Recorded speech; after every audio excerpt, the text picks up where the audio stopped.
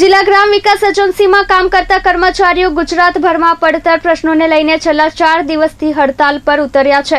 તેઓની માંગ છે કે સરકાર અમને સમાન કામ અને સમાન વેતન આપે। એટલું જ નહીં, તેઓની માંગ પૂરી નહીં થાય ત્યાં સુધી જિલ્લા ગ્રામ વિકાસ એજન્સીનું કામ રોકી હડતાલ કરવાની ચીમકી પણ કર્મચારીઓએ ઉચ્ચારી હતી। જિલ્લા ગ્રામ વિકાસ એજન્સી ગુજરાત દરેક જિલ્લામાં આવેલી છે અને આ એજન્સીમાં કોન્ટ્રાક્ટ આઉટસોર્સિંગ અને રોજમદાર તરીકે કર્મચારીઓ કામ કરે છે।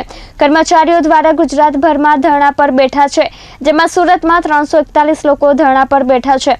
આ કર્મચારીઓની માંગ છે કે સરકાર અમને સમાન કામ અને સમાન વેતન આપે તેમજ જોબ સિક્યુરિટીની માંગ પૂરી કરે અને જો તેઓની માંગ પૂરી નહીં થાય ત્યાં સુધીમાં ગુજરાતભરમાં જિલ્લા ગ્રામ વિકાસ એજન્સીનું કામ રોકી હડતાલ કરવાની ચીમકી પણ કર્મચારીઓએ ઉચ્ચારી હતી। આ હડતાલ છેલ્લા 4 દિવસથી ચાલી રહી છે અને હડતાલ અંગે કર્મચારીઓએ પોલીસ કમિશનર, મનપા કમિશનર તેમજ ગુજરાત સરકારને રજૂઆત પણ કરી છે। તેમ છતાં તેઓની સમસ્યાઓનો નિવેડો આવ્યો નથી। મારું નામ રમેશ બલદાણિયા છે। જિલ્લા ગ્રામ વિકાસ એજન્સી સુરત ખાતે અમો 11 માસ કરાર આધારિત તમામ કર્મચારીઓ હડતાલ પર છીએ। એનું કારણ એક જ છે કે સરકાર છે તે સમાન કામ સમાન વેતનની નીતિ અપનાવતી નથી। દિલ્હી સરકાર પણ એ પેપર પર એની ગાઈડલાઈન અમલીકૃત કરેલી છે, તેમ છતાં આજ દિન સુધી ગુજરાત સરકારે તેનો અમલ કરેલ નથી।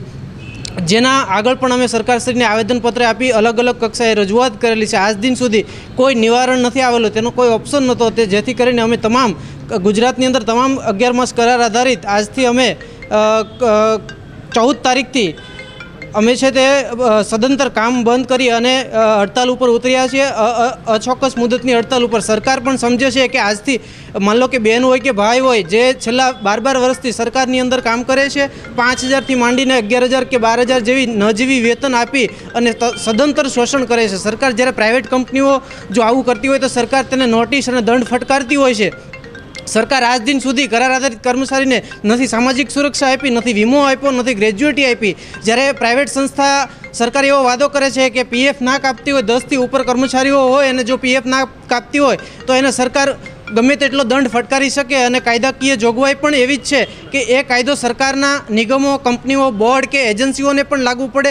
આઉટસોર્સિંગથી કોઈ એજન્સી દ્વારા કર્મચારીઓને રાખેલો હોય તેને પણ એ નિયમ લાગુ પડે છે, જે ગુજરાત સરકાર આજ દિન સુધી એનું અમલીકૃત કરેલ નથી। માત્ર મૌખિક વાયદાઓ આપે, સમજૂતી આપે કે 10 દિવસમાં 15 દિવસમાં તમારું સોલ્યુશન થઈ જશે, પણ અમારું આજ દિન સુધી એનો જે ચોક્કસ નિરાકરણ આવવું જોઈએ તે આજ દિન સુધી આવ્યું નથી। સમગ્ર ગુજરાતની અંદર તમામ તાલુકા કક્ષાએ, તમામ જિલ્લા કક્ષાએ માન્ય કલેક્ટરશ્રીને, માન્ય ડીડીઓશ્રીને, મામલતદારશ્રીને, પ્રાંતશ્રીને, એસપીશ્રીને, કમિશનરશ્રીને તમામને અમે આવેદનપત્ર આપીને સવિનય સાથે અમે રજૂઆત કરેલી છે કે સરકારશ્રીમાં તમે ભલામણ કરો જેથી કરીને અમારો અવાજ બુલંદ બને અને શોષણ થાય છે એ ફેક્ટ વસ્તુ છે, જેથી કરીને અમારા બાળકો છે, અમારું જીવન ધોરણ છે, અમે પણ સામાન્ય માણસની જેમ જિંદગી જીવી શકીએ, કોઈ ઉપર અમે આધાર અથવા તો ઓછાળા રહીને જીવવું ના પડે, એટલા માટે અમે સરકારને અમારો હક છે તે માંગીએ છીએ। કર્મચારીઓએ આક્ષેપ કરતા જણાવ્યું હતું કે આ એજન્સીમાં કામ કરતા દરેક કર્મચારીઓ ડિગ્રીવાળા છે અને તેમ છતાં તેઓને માત્ર 5000 જેટલું જ વેતન ચૂકવી